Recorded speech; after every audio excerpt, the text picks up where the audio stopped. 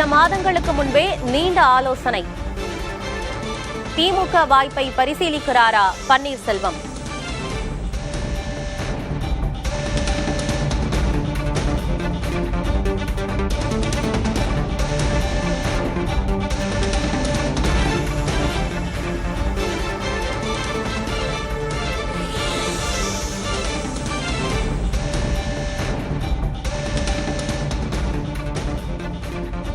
விவரங்களோடு செய்தியாளர் ரமேஷ் இணைந்திருக்கிறார். ரமேஷ், இந்த 1/4 மணி நேர சந்திப்பில் என்ன விஷயங்கள் குறித்தெல்லாம் பேசியிருக்கிறாங்க?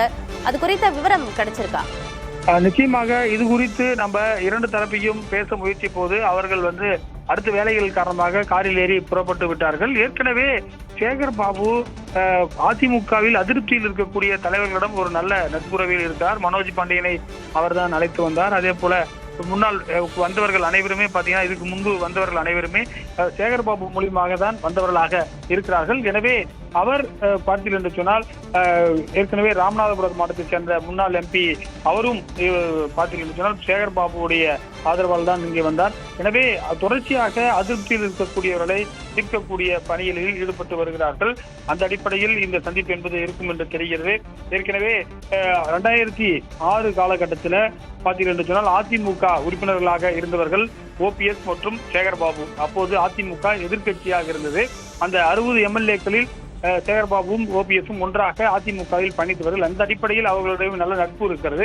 அந்த அடிப்படையில் இவர் அழைத்து பேச்சுவார்த்தையில் ஈடுபட்டு வருவதாக தெரிகிறது. என்று சொன்னால் ஓபிஎஸ் ஆதரவு எம்எல்ஏக்கள் 4 பேர் இருந்தார்கள். அதில் 2 பேர் திமுகவில் வைத்தியலிங்கம் வந்துவிட்டார். அதே போல பார்த்தீர்கள் சொன்னால் மற்றொரு எம்எல்ஏவும் மனோஜ் பாண்டியனும் வந்துவிட்டார். தற்போது ஓபிஎஸ் ஐயப்பன் மட்டுமே இருக்கிறார். இன்றைக்கு 2 பேர் மட்டுமே சபைக்கு வந்தார்கள். ஒட்டுமொத்த அதிமுகவும் புறக்கணித்திருந்தாலும் கூட இன்றைக்கு அவைக்கு வந்தவர்கள் ஓபிஎஸ் மற்றும் ஐயப்பன். அவர் கடும் அதிருப்தியில் இருப்பதாக சொல்லப்படுகிறது. என்டிஏவிலும் அவருக்கு ஒரு நல்ல சிக்னல் கிடைக்காத காரணத்தால் அவர் ஏதாவது ஒரு முடிவை எடுக்க வேண்டிய ஒரு சூழல் இருக்கிறது. ஏற்கனவே அவர் 2024 பாத்தீங்கன்னா பலாப்பழம் சின்னத்தில் போட்டியிட்டார். குறிப்பாக என்டிஏ அலையன்ஸ்ல இருந்தாரு. அவருக்கு முதுகுளத்தூர் தொகுதியில அதிக வாக்குகள், குறிப்பாக ராமநாதபுரம் மாவட்டம் 6 சட்டமன்ற தொகுதியில முதுகுளத்தூர்ல அதிக அளவில் வாக்குகள் இருந்து அந்த ஒரு தொகுதி, தேனி மாவட்டத்தில் ஒரு தொகுதி, அதே போல வெள்ளமண்டி நடராஜன் திருச்சியில் அவருடைய ஆதரவாளர் இருக்கிறார். அவருக்கு ஒரு தொகுதி என 3 தொகுதிகள் கொடுக்க வேண்டும் என்று திமுகவில் கேட்டிருப்பதாக தகவல் வெளியாக இருக்கிறது.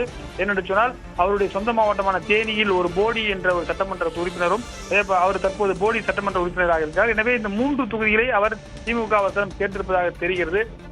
ஏற்கனவே தேனி மாவட்டத்தைச் சேர்ந்த தங்கத்தமிழ் செல்வனும் திமுகவிற்கு வந்துவிட்டார்.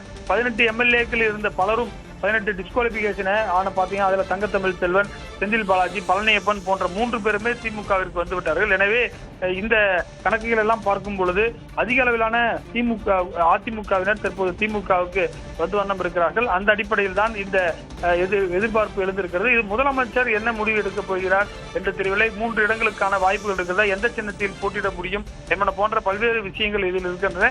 ஏற்கனவே டிடிவி தினகரனும் ஓ பன்னீர்செல்வத்தை அவரது அணியில் கொண்டு செல்ல வேண்டும் என்று நினைக்கிறார். அவரும் நல்ல நட்பில் இருக்கிறார். என்ன நடக்கப் போகிறது என்பதை நமக்கு நிச்சயம் இந்த தை மாதம் முடிவதற்குள் தெரியும் என அவர் சொல்லியிருந்தார். தை பிறந்தால் வழி பிறக்கும் என்று சொன்னார். அதற்கு பிறகு தை முடிவதற்குள் அனைத்து விஷயங்களும் தெரியும் என்று சொன்னார். நம்ம பொறுத்திருந்து பார்க்கலாம். ஆனந்தி, அதிமுகவின் முக்கிய நபர்களை திமுக தன் பக்கம் இழுத்து வருகிறது. ஓ பன்னீர்செல்வத்தின் ஆதரவாளர்கள் பலரும் திமுகவில் இணையக்கூடிய நிலையில் இது அதிமுகவுக்கு ஒரு பெரிய நெருக்கடியை கொடுக்கும் வகையில் இருக்கா? நிச்சயமாக இருக்கதான் செய்யும். ஏனென்று சொன்னால் ஒன்றுபட்ட அதிமுக என்று 2016 நீங்கள் பார்த்தீர்கள் என்று சொன்னால் நம்ம பேசக்கூடிய அனைவருமே அதிமுகவில் இருந்தார்கள். குறிப்பாக தங்கத்தமிழ் செல்வாக பழனியப்பனாக இருந்தாலும் சரி, செந்தில் பாலாஜியாக இருந்தாலும் சரி, அனைவருமே 2016 முன்னாள் முதலமைச்சர் அம்மையார் ஜெயலலிதா இருக்கும்போது அதிமுகவில் இருந்தவர்கள். அவருடைய மறைவுக்கு பிறகு பல மாற்றங்களை கடந்த 7-8 ஆண்டுகளில் சந்தித்திருக்கிறது. எனவே எதிரும் புதிருமாக இருந்த ஓபிஎஸும் குறிப்பாக இபிஎஸும் தற்போது மீண்டும் சேர்வார்களா, அல்லது ஏற்கனவே இபிஎஸும் டிடிஏவையும் இணைந்தது போன்று அந்த அணியில் ஓபிஎஸும் இணைவாரா என்ற ஒரு எதிர்பார்ப்பு இருக்கக்கூடிய நிலையில் இவருக்கு நீண்ட நெடிய அனுபவம் இருக்கிறது. சட்டமன்றத்தை பொறுத்தவரை 3 முறை முதலமைச்சராக இருந்தவர், அவை முன்னவராக இருந்தவர், எதிர்கட்சியாக இருக்கும் பொழுது அதிமுகவுடைய அவை முன்னவர் என்ற முக்கியமான பொறுப்புகளில் வைத்தவர். அதே போல கடந்த சட்டமன்றத்திலும் 2016 to 21 ஆட்சியிலும் அவை முன்னவர் என்ற ஒரு முக்கியமான பொறுப்பில் இருந்தவர் ஓபிஎஸ். நீண்ட நெடிய அனுபவம் கொண்டவர். குறிப்பாக தேனி மாவட்டத்தில் செல்வாக்கு பெற்றவராக இருக்கிறார். எனவே இந்த வாய்ப்புகளும் தற்போது கூட பாத்தீங்கன்னா திமுகவிற்கு என்று தேனியில் பெரிய தலைவர்கள் இல்லாமல் இருக்கிறார்கள். அமைச்சர் பொறுப்பு கூட இல்லை, தேனிக்கு என்று அமைச்சர் பொறுப்பு இல்லாமலும் திண்டுக்கல் இருக்கக்கூடிய ஐ பெரியசாமி தேனி மாவட்ட பொறுப்பு அமைச்சராக இருக்கிறார். எனவே தேனியை பலப்படுத்தக்கூடிய வியூகங்களையும் திமுக வகுத்து வருவதாக தகவல் வெளியாகிறது. அதற்கேற்ற வகையிலேயே ஓ பன்னீர்செல்வம் அமைச்சர் சேகர் பாபுவின் சந்திப்பு நிகழ்ந்திருக்கிறது என்றே பார்க்க வேண்டியிருக்கிறது. தகவல்களை வழங்கியமைக்கு நன்றி ரமேஷ்.